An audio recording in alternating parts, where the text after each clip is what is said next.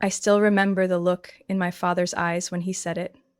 Not anger, not disappointment, just raw contempt. Get out of my house, you uneducated disgrace.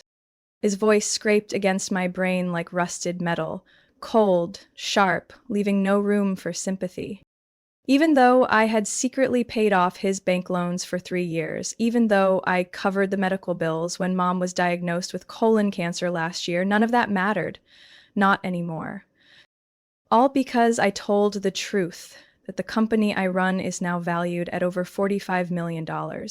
And I have no intention of going back to the respectable academic path they always expected. My name is Ava. I'm 32, founder of a software company based in Denver, specializing in AI platforms for small and mid-sized supply chains. I'm also the youngest daughter of a family that worships academia, where degrees mattered more than decency. If you've ever had to choose between your dignity and your family, leave a comment, like this story, share it with someone who might need it, and follow the channel so you won't miss what comes next. I grew up in Des Moines, Iowa, a quiet town weighed down by heavy expectations. My dad, Ronald Jameson, was an economics professor at Iowa State. My mom, Lorraine, was the principal at the high school my sister and I both attended. They were the kind of people whose resumes were longer than Thanksgiving dinner, and they weren't shy about using those achievements as a yardstick for everyone at home. My sister Emily, 5 years older than me, was a resident physician at a hospital in Chicago. To my parents, she wasn't just the pride of the family. She was the embodiment of everything they had ever wanted in a child. Emily scored a perfect grade in anatomy. Ava, what about you? That question was the soundtrack to our family dinners all through high school. And the thing is, I wasn't doing badly. I'd won a full scholarship my senior year, but because it wasn't from an Ivy League school, it might as well have been a participation trophy. I remember being 11, printing out flyers using the school library's old printer to advertise my in-home tech repair services. 10 cents per flyer, $5 to $10 per fix. Enough to buy spare parts and build my first computer from scratch. My mom shook her head. Don't let these little distractions mess with your studies.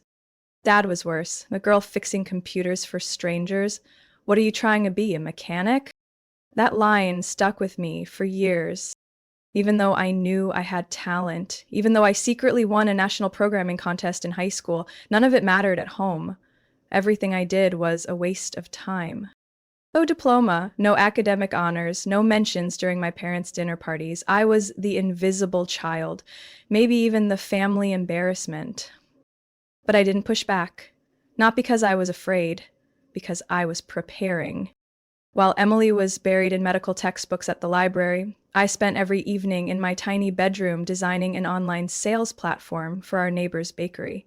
With each completed project, I saved a little money, gained a little confidence. I stayed quiet about it all. I knew nothing upset my parents more than the idea of me succeeding outside the college gate. I still remember the night I told them I wouldn't be going to college. We were having baked salmon. Mom only made it on special occasions. Dad was slicing the fish, pouring wine, then turned to me. Have you submitted your Dartmouth application yet? Deadline's coming up. I took a breath. I'm not applying. I want to try building my own product, a small startup. Just give me 2 years. If it doesn't work, I'll go back. No yelling, no slammed fists, just silence. So long. I could hear myself chew. Then Mom put down her knife, gave a small nod. Then you won't be getting anything from us, she said, her tone flat. No money, no support. You're on your own. Dad didn't say a word. He stood up, rinsed his hands, and left his dinner unfinished. Minutes later, I heard the garage door slam. I cleaned up, did the dishes, and went back to my room. That night, I finished the first version of the business plan for AvaCore, an AI platform to help retail shops streamline their supply chains. An idea I'd been sitting on since junior year. It wasn't anything fancy, just some basic models, a rough design, and 100 unanswered questions. But I could see it, I couldn't turn around. I left home on a gray spring morning. New Haven was still soaked from the overnight rain. My backpack was stuffed with electronics, a laptop, a few outfits, and a USB drive holding 10 drafts of the Avocor plan. I rented a tiny studio in Hartford, less than 2 hours from home, but far enough that my parents saw it as a different universe. The place was barely 400 square feet, the bathroom wall backed into the kitchen. Every toilet flush from the neighbor echoed through the pipes. But it was the first space where I could decide everything. No one asked for my GPA, no one scrutinized my friends' job titles. There, I could tape up supply chain diagrams and stay up until 3 a.m. without getting scolded for wasting energy on computer games. That first week, I barely slept. I spent hours designing a simple interface, testing features to connect local retailers to one another. No staff, no mentor, just me, the screen flickering, and the hum of the fan. The savings from my years of freelance tech support vanished fast. I'd picked up a part-time job at a coffee shop, pulling espresso shots while scribbling notes on napkins. Meals were boiled pasta, canned tomatoes, and a little bit of hope. A few weeks after moving out, Mom called. She didn't ask how I was, just said, "Trinity College is still taking late applications in case you change your mind." I heard the rustle of paper through the phone. She probably had the form ready. "I'm not changing my mind." Silence. Not disappointment, not anger, just quiet, as if I was a typo in her life equation. By the third month, I landed my first contract from a bakery called Rosie's Oven. Rosie, the owner, was in her 60s. She baked the best chocolate chip cookies I'd ever had.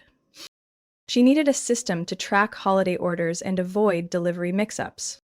I worked almost for free, $80 total. But when I saw her eyes light up as she checked orders through the dashboard, I knew this was it. Rosie introduced me to 2 more friends, a flower shop and a craft store. The project slowly got a name. Avocor was breathing, even if its heartbeat was faint. A few months later, I had enough to buy a used desk off Facebook Marketplace and replace my broken chair with a thrift store swivel seat.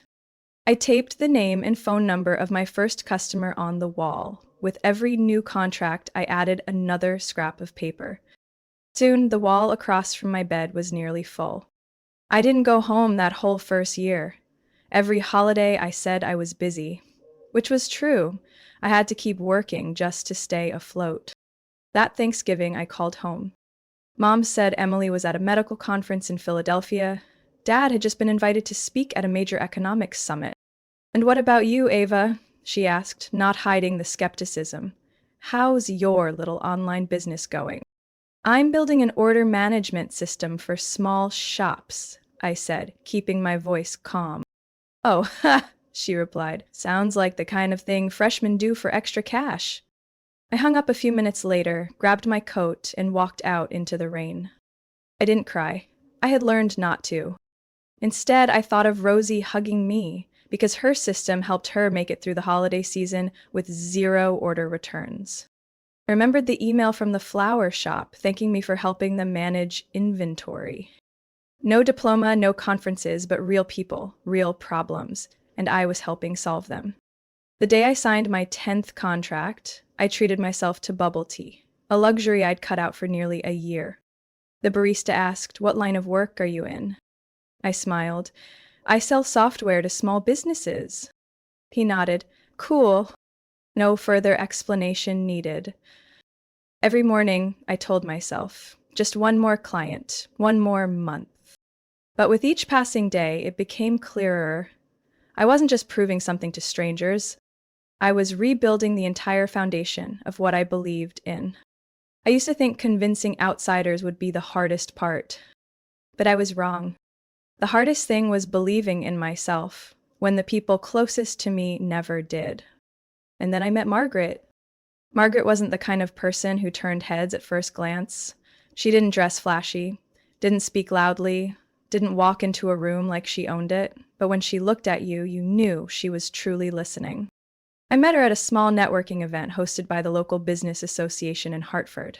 At the time, I was standing by the buffet table, pouring myself a drink, trying to think of a way to introduce my company without sounding weak. "What are you working on?" Her voice was soft, unpretentious, and didn't feel like an interrogation. I turned. She wore a gray sweater, held a cup of coffee, and looked me straight in the eyes. An order management platform for small businesses, I said. Right now, mostly bakeries and flower shops. She nodded. Are you charging monthly or by transaction? The question caught me off guard. No one had ever asked me about pricing strategies so directly. By transaction percentage, I replied, then quickly added, but I'm also considering a subscription model. You have potential, she said, but the current model is too limited. 3 weeks later, I was sitting with her at a small cafe in the West End. She laid out a simple B2B system sketch on the table, suggesting I pivot from retail service to developing customized software for businesses, managing appointments, inventory, and customer data. Higher value, higher risk, she said. But if you want to grow, this is how. I went home, printed that sketch, and taped it on the wall beside my bed. Every night before turning off the lights, I stared at it, asking myself if I dared to change. Eventually, I called Rosie and my 3 most loyal clients. I explained I was testing a new version, something that could help them work more efficiently, store information better, and manage both inventory and orders. They agreed to try, free of charge. The next 3 months were chaos. I learned how to integrate APIs, wrote more complex code, and handled larger data sets. My laptop ran hot almost all day. One time, I fell asleep on my desk, face down on the keyboard, and woke up with the Enter key imprint on my cheek. But the software worked, and the clients liked it. By the end of that year, I had 5 active contracts, each worth nearly 5 times more than my old projects. I hired my first employee, Kyle, a programming student who had taken a break from school due to financial reasons. He worked hard, spoke little, but wrote clean, on-time code. We moved into a small office on the 2nd floor of an old sporting goods store. The windows faced the railroad tracks. Every time a train passed, the room shook slightly. I didn't mind. That sound felt like proof we were really moving forward. One winter morning, I got an email from a local pet store chain.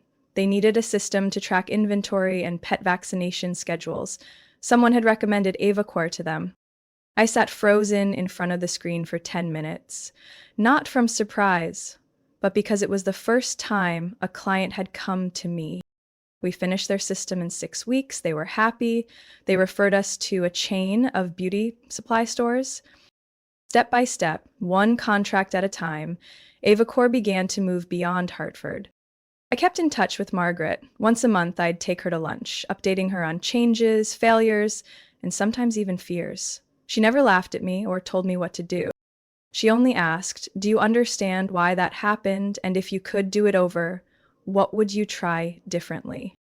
I couldn't always answer, but I started learning to look at risk not as something to avoid, but as a place where data lived. That summer, Emily held her engagement party in Chicago. I was invited, though late. In the letter, Mom wrote, just wear something simple. The groom's family are all doctors. I don't want you to feel out of place. I packed a plain black dress, my laptop, and a pending contract. At the party, I was seated with distant relatives and an old colleague of Dad's from the economics department. He asked what I did. I develop operations management software for mid-sized businesses, I answered. He nodded, as if he didn't quite catch it. So, you mean you do IT support? I smiled. Not exactly. My company develops custom systems based on client needs. We've got a 7-person engineering team right now. He didn't ask anything else. My father stood a few feet away, holding a glass of wine, chatting with an ENT specialist. I didn't go over. Mom didn't look at me for long either. That night, I opened my laptop in the hotel room and sent out a contract for an automated booking system to a nail salon chain in Boston. Outside, fireworks lit up the sky for the engagement celebration, and I felt lighter than I ever had. A few months later, an unexpected phone call changed everything. It came on a Wednesday morning while I was at the office, prepping for a development team meeting. Unknown number from New Haven. Hesitated for a few seconds, then picked up, eyes still on the planning board. Ava. Mom's voice, smaller than usual. Your dad, they cut his teaching contract. I froze. Kyle walked past the door, gave a little wave. I nodded and turned away. Mom continued, her voice in fragments. Budget cuts at the school, the economics department affected. Dad no longer retained as a full-time faculty member. I sat down, listening to her breath through the phone, like she was holding back something fragile. Him hasn't said much these last few days, she said, just reads and leaves the house early. His stomach problems are acting up again. I asked my mom what she needed. She was quiet for a long moment, then said, probably just time. After that call, I spent the whole afternoon drafting a short-term support plan. I had the company's lawyer set up a confidential fund drawn from secondary revenue to handle emergency expenses without them knowing where the money came from. I didn't do it hoping they'd see me differently. I did it because I couldn't stand still knowing they were struggling, even if they never stood by me when I needed them most. 2 months later, Mom called again, saying she'd picked up a part-time teaching job at a charter school. Just a few 8th grade math classes a week. I'm fine. Her voice was steadier, but I could still hear the strain beneath every word. I didn't visit, but at the end of each month, I called the lawyer to confirm the payments were on time. Emily's tuition was covered by scholarships, but when she got pregnant with twins and had to stop working, I opened another education account under a community fund for the babies. Everything was anonymous, filtered through several financial intermediaries. At the office, AvaCore was growing faster than expected. Contracts came in from Boston, Albany, and even a few clients down in Southern Virginia. We had 8 full-time employees and 3 part-timers. Margaret still reminded me, growth is good, but don't lose your personal touch. That's why clients come to you. I tried to hold on to that advice, but I also knew we couldn't stay small forever.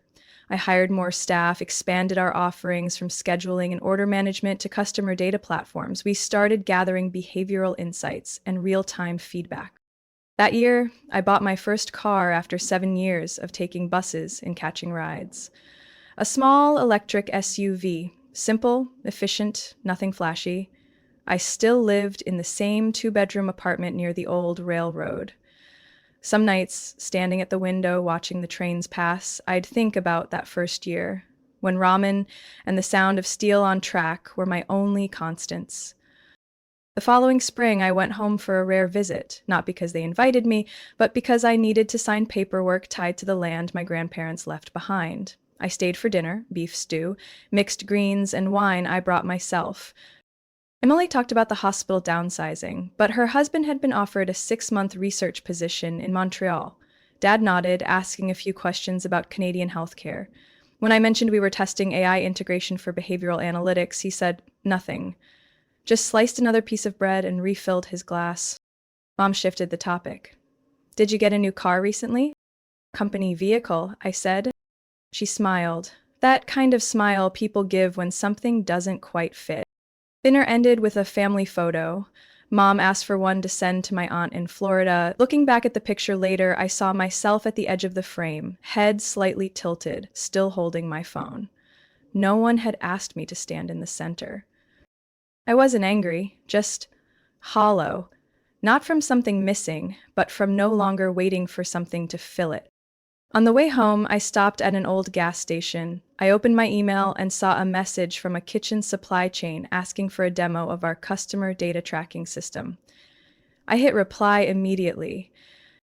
Back at the office, I scheduled 2 more meetings and printed out a prospect analysis report, not to prove anything, but because I knew I was on the right path. I never asked if they were proud of me, and I don't think I ever will, because what came next was bigger than anything I'd planned for. In my 4th year away from New Haven, AvaCore was invited to present at the Northeast Tech Conference in Albany. I stood on a small stage, explaining the behavioral data system our team had just finished building. Around 300 people filled the room, mostly small business owners. After the talk, 8 companies approached us. 2 signed within the next week. I didn't tell my family about it. Mom called that same day while I was in a strategy session about expanding to the South. She asked if I could book plane tickets for Emily and the kids to Savannah. I saw a good deal. I said I was busy and would call back later. She didn't say anything else. During those years, I lived two lives. At work, I was Ava Mitchell, CEO of a fast-scaling tech platform with over 40 employees, 3 offices, and revenue nearly doubling each quarter. In my family, I was the youngest one doing something with computers, still driving a basic car, still living in that student-sized apartment. I didn't feel the need to correct their view. I was just tired of wearing the mask. Once the company's finances stabilized, I bought a small house on the coast in Narragansett, Rhode Island. Not to show off, just because I needed a quiet place where I didn't have to calculate every sentence to downplay my own success. I told my family it was a kind of real estate investment. Mom nodded on the phone, then asked, "So when do you think you'll settle down? I mean, with a more normal job?" I looked out the window while she said that, watching the delivery truck unload new servers. Kyle was outside guiding the driver, wearing the AvaCore hoodie I hadn't even officially released yet. I smiled. "I'm already settled, Mom." I kept quietly supporting the family through intermediary funds. When Dad began teaching part-time at a local community college, I offered him a role as curriculum consultant for a training program our company funded. It wasn't demanding, but paid enough to give him a sense of purpose. When Mom needed therapy after a spinal diagnosis, I covered it through a supplementary insurance account named Foundation of Small Educators. I thought that was enough. I didn't need thanks. I just didn't want them to keep denying the path I chose. But everything began to shift when AvaCore received a partnership proposal from a Texas-based company with more than 70 stores. They needed a customer behavior platform with real-time sync. We scheduled 3 meetings, then flew out for a demo in Austin. When they agreed to a deal worth nearly $500,000, I pulled out my phone and called Margaret. "What did you say to them in the final meeting?" she asked. "I told them we're not the cheapest," I said. "But we're the only team that truly understands how data influences consumer behavior." Margaret laughed. "Told you, you don't have to hide what you know." After Austin, I spent 2 days in Narragansett. I brought a signed contract, a stack of tax documents, and my expansion notes for the Canadian market. But I also had something else in my bag, a printed photo of the AvaCore team standing in front of our new Albany office. Someone had drawn a small red heart in the top corner with the words, "Ava's real family." I folded the photo and tucked it into the desk drawer in my room overlooking the sea. The sky was overcast, fog clouding the glass. I could barely see the waterline, but I didn't feel out of place. That summer, I was invited to speak at the Women in Data conference in Providence. My talk was reprinted in a tech magazine and went viral on LinkedIn. A few days later, Mom called, said an old friend had sent her the article. "You were in that, right?" she asked. "I was," I said. She didn't say more, but 2 days later, Dad emailed me a single link with no message. It led to the article titled, "Ava Mitchell, the quiet force behind New England's retail data revolution." I was reading emails in my office, morning sunlight casting across the screen. No one had ever called me a quiet force before, but I didn't care about the phrase. What made me pause was the name he used in the email subject, "My daughter." That evening, I sat barefoot in the kitchen in Narragansett, feet pressed to the cold wooden floor, laptop still open, but the screen had gone to sleep. Outside the window, sea breeze drifted through the blinds. I had just wrapped up a call with a retail group in Charlotte. They wanted to integrate AvaCore's platform into more than 150 furniture stores. The deal was still in negotiation, but the fact they had come to us was enough to tell me we were heading in the right direction. My phone buzzed with a text. It was from Mom. Just 4 words. "Home for Thanksgiving?" I typed a few words, then deleted them, typed again, deleted. In the end, I left the reply blank and placed the phone face down on the table. I wasn't afraid to go home. I just wasn't sure I could sit through another family dinner, smiling through hollow nods and vague phrases that skirted around the truth. But I didn't want to keep hiding either. I arrived in New Haven on Wednesday morning, stayed at a small hotel near the train station. The next morning, I carried a chilled bottle of champagne in a thermal bag, a stack of articles about Avacor, and a detailed printout of every scholarship, medical payment, educational grant, and financial support I'd quietly arranged over the past 7 years. Mom opened the door, looking surprised. "You actually came," she said, eyes darting to the bag I was carrying. "I figured it was time," I said. Dinner went as usual. Emily talked about her medical trip to Colorado. Her husband spoke about a recently published study. Dad shared how his freshman now wrote essays using AI. I sat quietly, poured wine, spooned roasted potatoes onto my plate. When dessert came, I reached into the bag and pulled out the champagne. "I'd like to share something," I said, voice clear and steady, "about work and some things I've kept quiet for too long."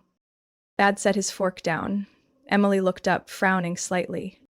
I placed the documents on the table. My company operates in 7 states now. It was recently valued at $45 million. And the financial support over the past few years, from tuition to health insurance to Dad's consulting contract, all of it came from Avacor.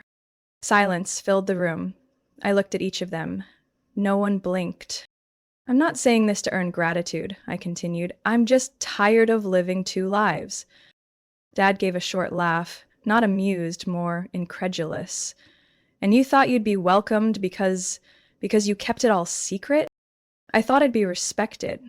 Even just a little," I said, gripping the wine glass tighter. Emily leaned back in her chair. "While I've been stretched 90 hours a week in a hospital, you were off in tech, keeping it from your own family, like we were strangers." "I never saw any of you as strangers," I said, "but every time I brought up my work, it was brushed off as some online thing." Dad leaned forward. "And how exactly did you build this company? With what? Hope? You had no degree, no backing." "I didn't need capital," I said. "I built it. Every line of code, every client." Mom looked at me. Her eyes were red. Emily turned away. "If you've ever been silenced because you weren't believed, or blamed just for speaking your truth, leave a comment. Share this story if you know someone who needs to hear it. We don't need forgiveness to know we deserve the truth." Dad stood, the chair screeching sharply against the wood floor. "Get out," he said, not loud but cold. "You use money to control. You're nothing but a cheap front." I stood, picked up my bag, and said nothing else. On my way to the door, I looked at Mom, at Emily. No one asked me to stay. I stepped outside into the November wind. A single leaf dropped to the steps just as I pulled the door shut behind me. I returned to Narragansett on Friday morning. The sky was slate gray, the sea calm as glass. I set my bag on the floor, slipped off my shoes, walked straight into the kitchen, and opened the fridge for a bottle of water. My body still tense from the night before, but my mind felt strangely light. Not because I was at peace, but because I didn't have to perform anymore. I called Lawrence, my financial attorney, that same morning. "We're cutting all support," I said, my voice firmer than I expected. "The scholarships, health coverage, Dad's consulting, everything." He paused, then asked slowly, "Ava, are you certain? Some of those payments are automated. If we stop them suddenly, they'll notice right away." "Good," I said. "They should notice." I hung up and sat in the armchair by the window. Outside, waves rolled gently to shore. Next to me was the Q4 strategy board I hadn't touched since leaving the office. My mind wasn't on reports or KPIs, just one quiet question. Do I still owe them anything? 3 days later, Mom called. I didn't answer. An hour after that, it was Dad. This time, a voicemail. "Why was the contract canceled? They said no more payments. What's going on?"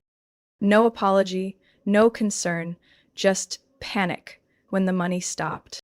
I read each message, listened to each voicemail like weather reports, cold with a chance of rain. I didn't feel angry, just empty. Like every effort I had made to protect, build, repair had never been seen as sacrifice, only obligation. I sent a short email to Lawrence to confirm that all transfers had been halted and documented in writing. I didn't want a future argument about who owed whom. A week later, I held an all-hands meeting at our main office in Providence. Standing in front of nearly 100 employees, I laid out the plan to move our executive operations to Narragansett, where I could stay closer to product development and research. We're growing, I said, but I want every person in this room to remember this company wasn't built on venture capital or Ivy League connections. It was built on sleepless nights and the trust of our clients, one by one. And I won't forget that. Rachel, our marketing director, was the first to stand and clap. Then the whole room followed. I smiled, not because I was proud, but because I felt like I didn't have to hide how far I'd come. That evening, I got home early, turned on the kitchen lights, poured a glass of wine, and leaned on the counter, reading a message from Emily. Ava, if that night hurt you, I'm sorry, but I think you overreacted. No, I was wrong. No, I see how much you carried. Just a halfway truce. I didn't respond. I knew that if I did, I'd end up carrying something unnamed again, and I wasn't going to do that anymore.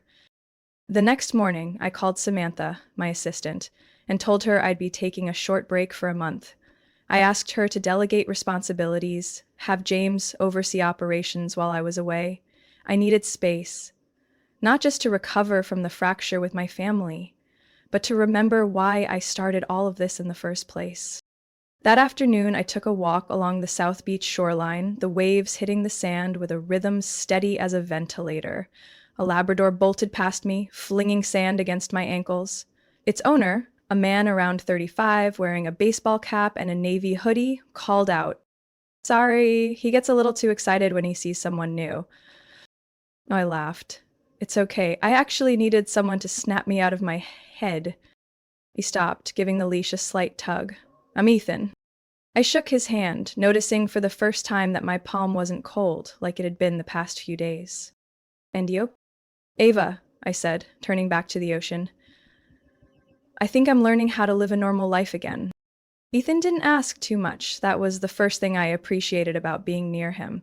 We started seeing each other a few times a week, an early morning beach walk, coffee at the corner cafe, or simply sitting on the balcony at my place, listening to the sea tapping against the window panes. He was an environmental engineer working for a nonprofit, spoke in a low tone and never rushed his words. No pushing, no pulling, no probing. One afternoon in March, I invited him to visit Avacor's new office in Narragansett. We'd moved into a 2-story building near the harbor, with floor-to-ceiling windows facing the ocean. The team worked in rotating groups, partly on-site, partly remote. Everything was designed to be streamlined, open, free from heavy partitions. Ethan looked around, then turned to me. Not exactly the online business you once called it, huh? I chuckled. I dropped that label a long time ago. I call it what it is now. I like that better, he said, pulling out a small box. Inside was a data sample he'd been collecting for a project on coastal water quality. I think your system could help model seasonal shifts. We discussed it for almost an hour. It was the first time I felt my work could extend beyond commercial goals towards something larger. The following week, I began drafting a proposal to integrate environmental analytics into Avacor's platform. The engineering team was skeptical at first, but when they saw the numbers and the potential for real-world application, they jumped on board. A pilot version was launched for Ethan's organization 3 weeks later. At the same time, I began appearing at more public events. Before, I'd avoided the press, panels, any venue where family might accidentally discover what the company had become. But now, there was no reason to hide.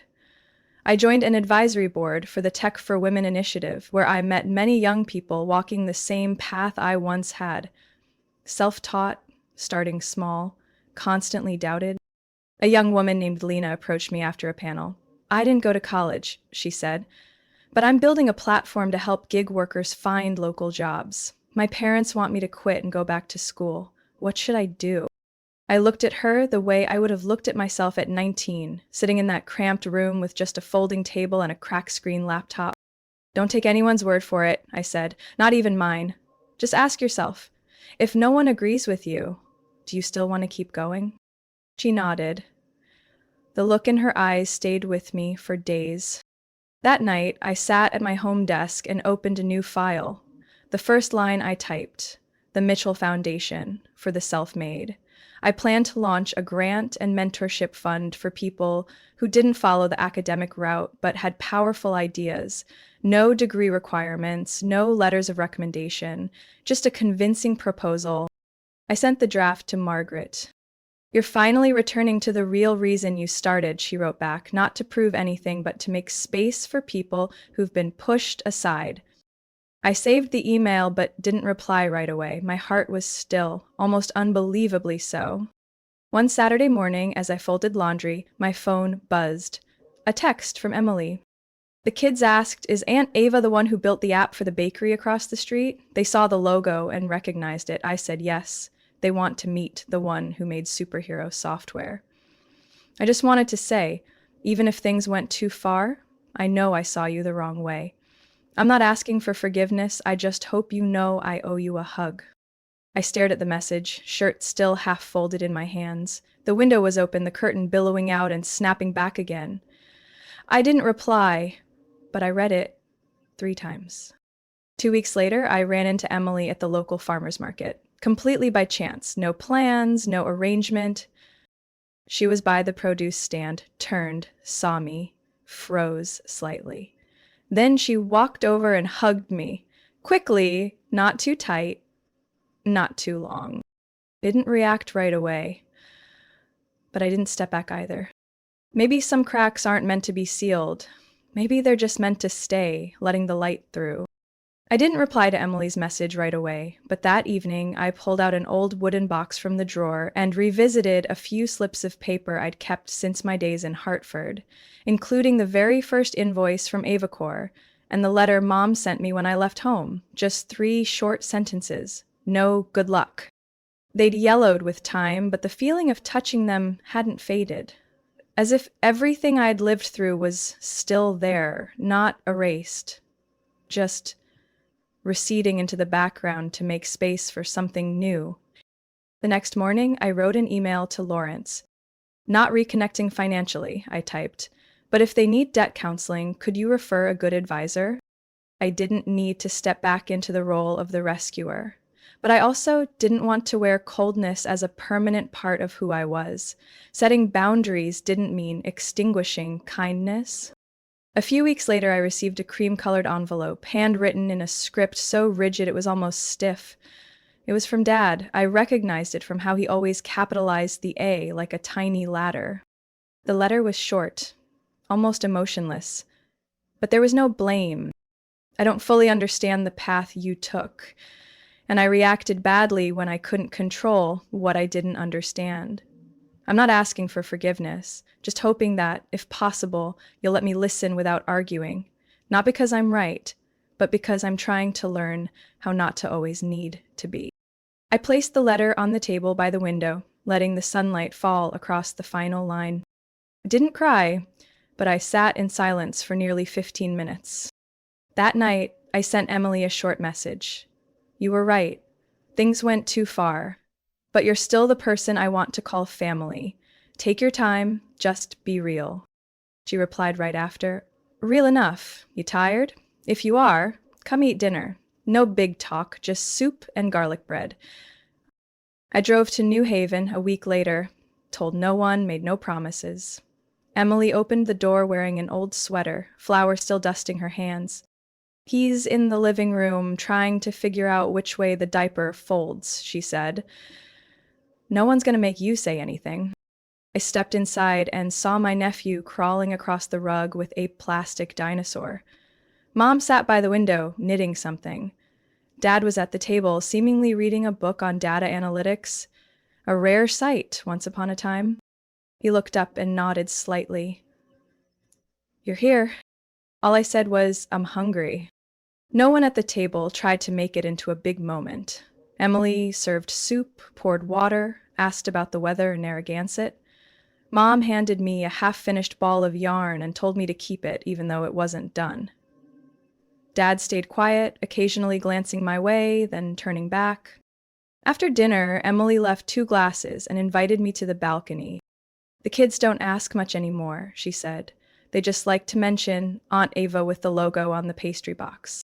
I smiled, resting my chin on my hand. Maybe that's the most accurate title I've got. She nodded. I never thought you had to save me, but maybe that's why I started to feel like I mattered. Because you didn't try. That night, I stayed in my old room. The bed was new, but still in the same corner. Nothing felt foreign. Just another room in a house learning how to receive again. On the nightstand was the letter Dad had written. Emily said he'd placed it there 3 days ago. I read it again before turning off the light. No miracles, just a few people learning to accept one another without trying to fix each other. But an email the next morning opened a completely different path. I woke up to the sound of waves slamming the shore. The sky was slightly foggy. The window pane misted so much I had to wipe it with my sleeve to see the ocean clearly. My phone was face down on the nightstand. I hadn't planned to check anything, but when I glanced at it, a new email notification popped up from an address ending in @NordicDataII. The subject line read, "Interested in strategic partnership proposal, confidential." I sat up, pulled my laptop closer, and opened it. The message wasn't long. A team of specialists from Denmark was looking for a North American partner to expand their consumer behavior data platform. They'd been following AvaCore through industry conference reports. In the email, they proposed a private meeting within the next 10 days in Copenhagen. I tapped my fingers on the table for a few beats. Not because I was hesitating, but because a strange sensation ran down my spine. It wasn't the old fear of stepping into unfamiliar rooms. It wasn't naive excitement, either. It was the feeling of being in the right place at the right time. I forwarded the email to Rachel with a note to keep it confidential. Then I called Ethan and gave him a quick recap. "So you're going?" he asked. "Of course," I said. "And maybe for more than just a business trip?" I stepped outside, walking along the coastal path Ethan and I usually strolled on weekends. The late spring breeze had softened, carrying a faint saltiness. The wooden cottages lining the road had changed their curtains, updated their flower pots, gearing up for tourist season. I stopped by the usual cafe, grabbed a to-go espresso, and lingered on the porch, gazing toward the sand. In my mind, I saw Ava at 20, living in a studio apartment, counting loose change, typing every line of code with the weight of proving she wasn't disposable just because she didn't have a college degree. I wanted to meet her again. Not to say thank you, but to help her stand tall, look straight ahead, and tell her, "You don't owe anyone an apology for not breaking." That afternoon, I returned to the office in Narragansett. The team was setting up an early birthday party for Kyle, the first engineer at AvaCore, now head of technical operations for the entire Northeast region. I didn't bring up Copenhagen right away. I waited until the candles were blown out, then raised my glass. "I'm not great at speeches," I said, "but I think you all should know. People are watching us, from farther away than we think, and not because of funding, but because we've kept our word, kept our standards, and kept each other." Applause broke out. Kyle turned red. Rachel whistled. I didn't need anything else. That night, I received a message from Dad. Short. "Your mom's trying to make that roasted chicken pastry dish you used to like. If you swing by, she'll save you a portion." I didn't reply, but I saved the message. Didn't delete it, didn't ignore it, just kept it like a living note, waiting to be read when the time was right. As for me, I started packing. My flight to Copenhagen was booked for Monday. The official meeting was set for Thursday.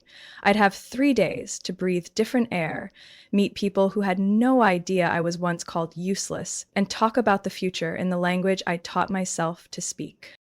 I didn't need them to see me as a miracle. I just needed them to see me for who I am. Someone who works seriously, knows her worth, and isn't afraid to put a period at the end of the old chapter to begin a new one. I don't know where you're listening from, in your car, before bedtime, or on a day you just needed a story to remind yourself to keep going. Let me know where you're tuning in from. And if you want to hear more honest journeys like this, don't forget to follow the channel because the next story might be exactly what you need. Ava's story isn't just about healing from betrayal. It's a reminder that dignity doesn't come from validation, but from how we keep walking when no one claps. Among those who doubted and dismissed her, she chose not to retaliate, but to rebuild her worth with quiet conviction. In the real world, maybe we've all been Ava at some point, walking silently, but with every step saying clearly, I matter, even when no one stood beside me